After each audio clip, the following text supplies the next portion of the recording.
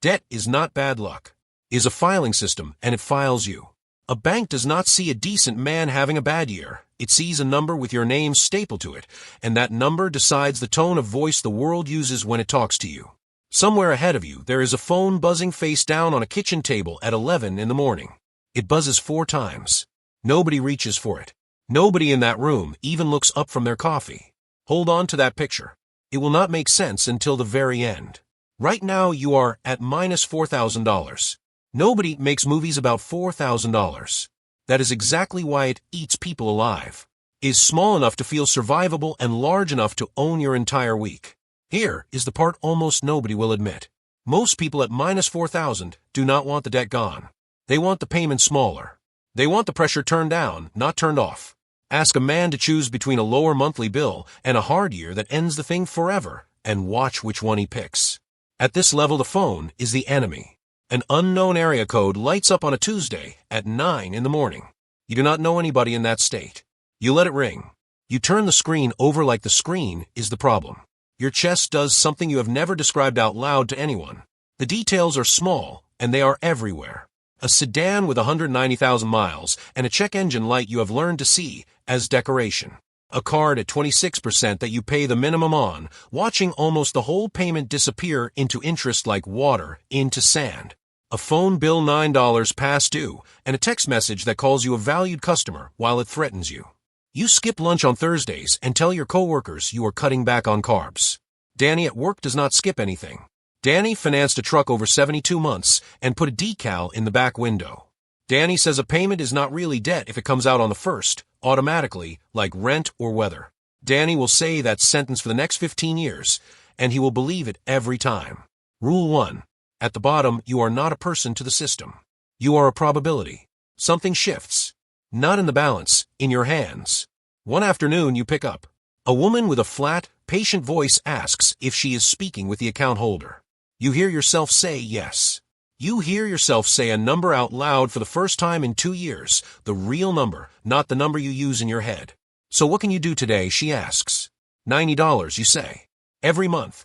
On the 15th. She takes it. She takes it in 11 seconds, and the whole cathedral of dread you have been living inside for 2 years turns out to have been made of paper.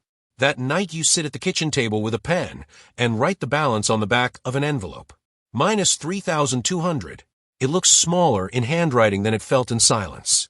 Debt is the only creature on earth that grows faster in the dark than in the light. Rule 2. A number you refuse to say out loud is not a debt. Is a haunting. Something shifts. Not in the amount, in your mornings. You start waking up before the alarm, and not from anxiety. You sell the second television, the one in the bedroom nobody watches. You sell the mountain bike that has hung in the garage on 2 hooks for 4 years, holding up nothing but the idea of a man who rides bikes. $320 cash from a stranger in a grocery store parking lot. It goes straight onto the card. Not into a savings jar. Onto the card. Cousin Marcus goes the other direction.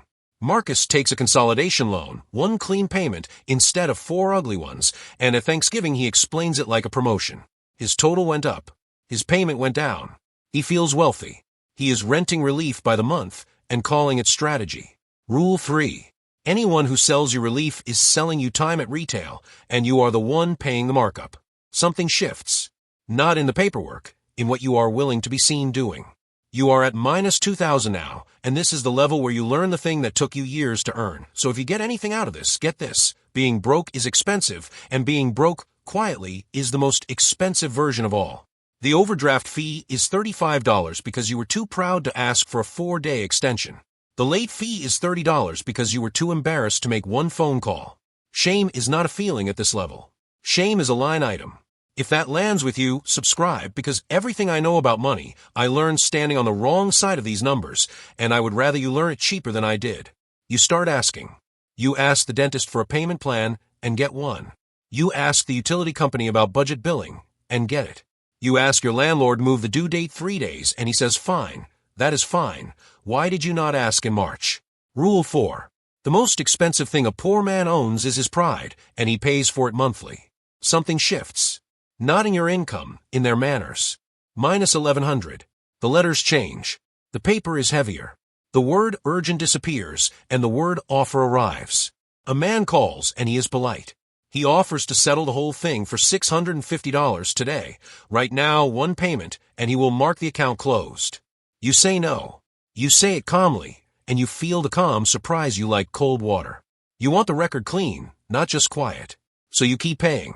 90 on the 15th, then 140 when the overtime comes in, then 200 in a month where nothing breaks. Ellen next door does the opposite dance. Ellen rolls a payday loan for the 9th month in a row, and every 2 weeks she pays a fee that would be a felony if it had a different name on the sign. She is not lazy. She is not stupid. She is 9 months into a 14-day loan, and nobody ever told her that the trap is not the borrowing. The trap is the rolling. Rule 5. The system becomes polite the exact moment you stop being profitable to it. Something shifts. Not on the statement, in your ribs. Minus 400. You could clear it tomorrow, and here is where most people stall. Because a small debt is comfortable. A small debt lets you keep the old identity, the guy who is working his way out, the guy with a story, the guy who is trying. Zero takes the story away and hands you a mirror. You pay it on a Tuesday afternoon from a parking lot on your phone in about 40 seconds. Zero. No fireworks. No confetti. The screen just shows a number without a minus in front of it, and the strangest thing happens, nothing. No relief flood, no tears. Just a quiet you have not heard since you were maybe 19 years old. Nobody claps. Your family does not know. Danny does not know. Marcus definitely does not know. This is the disappointment nobody warns you about at this level. You expected a doorway, and you got a room. Zero is not rich. Zero is not comfortable. Zero is not a house, a boat, a business, or a single new thing in your driveway. But watch what zero actually buys. Your phone rings and you look at it like an object, not a verdict. You take a call from an unknown number in the middle of dinner, out of pure curiosity, and you are almost disappointed when it is a wrong number. You get a flat tire on a Sunday, and it costs $180, and it is annoying, and that is all it is. Annoying. Not a chain reaction. Not a domino.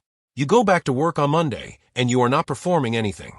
When the boss says he needs somebody to stay late, you say no for the first time in 6 years, and the ceiling does not fall in, because a man with no debt is a man who cannot be quietly leveraged. Rule 6. Zero is not wealth. Zero is the first number in your life that cannot be used against you. And now the phone on the kitchen table. Is 2 years later, a Saturday, 11 in the morning. Your kid is doing homework at the far end of the table. The coffee is still hot. The phone buzzes face down for Time's unknown area code, some agency in a state where you have never lived, and it is not for you anymore.